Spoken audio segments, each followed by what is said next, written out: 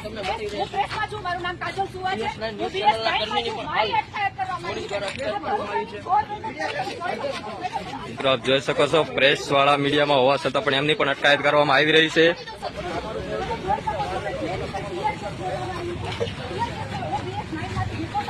મારી અટકાયત કરવામાં આવી છે. આ કેટલા હદ સુધી યોગ્ય છે? તમે લાઈવ નિહાળી રહ્યા છો, ફેસબુક લાઈવ છે ને, લાઈવ નિહાળી રહ્યા છો. હું BS9 માંથી છું. તંત્ર દ્વારા મને મારી અટકાયત કરવામાં આવી. આ કેટલા હદ સુધી યોગ્ય છે? તમે જવાબ આપો મને. તમે જોઈ મારું પ્રેસ કાર્ડ, મારું પ્રેસ કાર્ડ જોઈ શકો છો.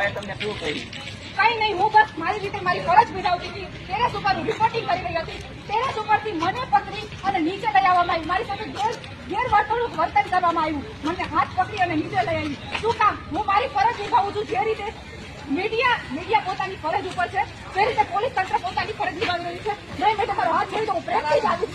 મેં કોઈ ખોટું નથી કર્યું. પ્રેમથી લઈશ, મારો હાથ છોડી દેવામાં આવે. જોઈ શકો છો આ લોકશાહીને તમે જોઈ શકો છો. પ્રેસને રોકવામાં આવી છે. આ લોકશાહી છે. આ દેશની સ્થિતિ છે. તમે લાઈવ જોઈ શકો છો. હું કાજલ સુવા BS9 ટીવી ન્યૂઝ માંથી છું. પ્રેસને રોકવામાં આવી છે અને હાથ પકડી લઈ આવવામાં આવી છે. આ દેશની લોકશાહી છે. મારો સવાલ છે દેશની જનતાને, ગુજરાતની જનતાને, ખેડૂતોને મારો સવાલ છે, રાજનેતાઓને મારો સવાલ છે, પોલીસને મારો સવાલ છે. હું મીડિયામાંથી છું. BS9 ટીવી ન્યૂઝ માંથી મારી અટકાયત કરવામાં આવી છે. તમે લાઈવ જોઈ શકો છો. કેટલું યોગ્ય છે? સર મને જવાબ આપો. શા માટે મને મારી ફરજ ઉપરથી અટકાયત કરવામાં આવી? મારે જવાબ જોઈએ છે તંત્ર પાસેથી. શા માટે સર મને હાથ પકડી, હું મારી રીતે ટેરેસ ઉપર રિપોર્ટિંગ કરતી હતી, મારો હાથ પકડી અને મને ખેંચી લઈ આવવામાં આવી? શા માટે સર? મારે જવાબ જોઈએ છે. શા માટે આ યોગ્ય છે? સર મને જવાબ આપો.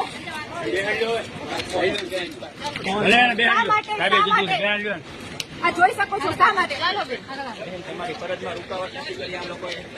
છે? રૂકાવટ કરી છે નહીં, લોકશાહીનું ઉલ્લંઘન કર્યું છે. શું ઘટના છે? કેમ તમે હું ટેરેસ ઉપર રિપોર્ટિંગ કરી રહી હતી. આ જોઈ શકો છો. મારું પ્રેસ કાર્ડ જોઉં તમે.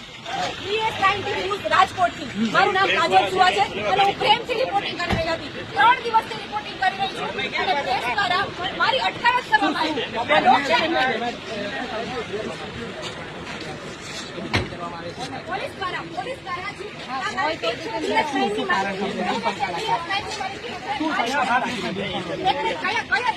જવાબ આપો. મેડમ મારે પૂછવું છે. હું BS9 માંથી છું, બરાબર?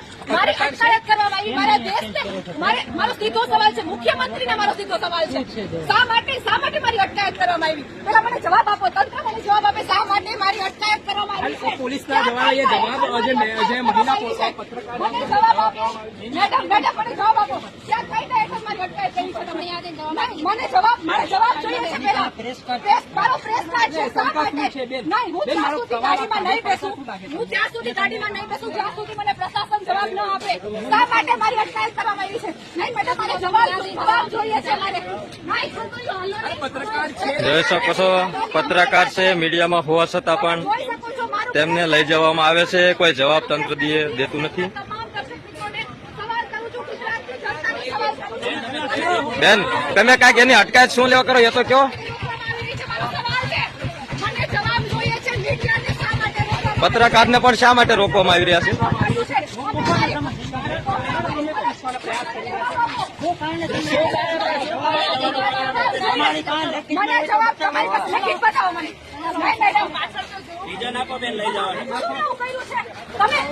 મારી અટકાયત શા માટે કરો? મારે પેલા જવાબ જોઈએ. મારી અટકાયત શા માટે? જવાબ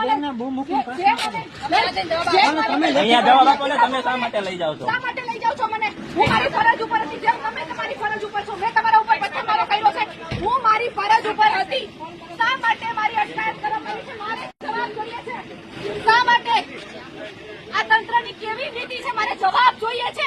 ગુજરાતની મીડિયાની આ સ્થિતિ છે તો દેશની સ્થિતિ કેવી હશે? જે રીતના મારી સાથે વર્તન થયું છે, શરમ આવવી જોઈએ. શરમ આવવી જોઈએ. આ દેશની જનતાને, તંત્રને શરમ આવવી જોઈએ. જે સત્તા ઉપર બેઠા છે લોકોને શરમ આવવી જોઈએ. હું શાંતિથી ટેરેસ ઉપર મારું રિપોર્ટિંગ કરી રહી હતી.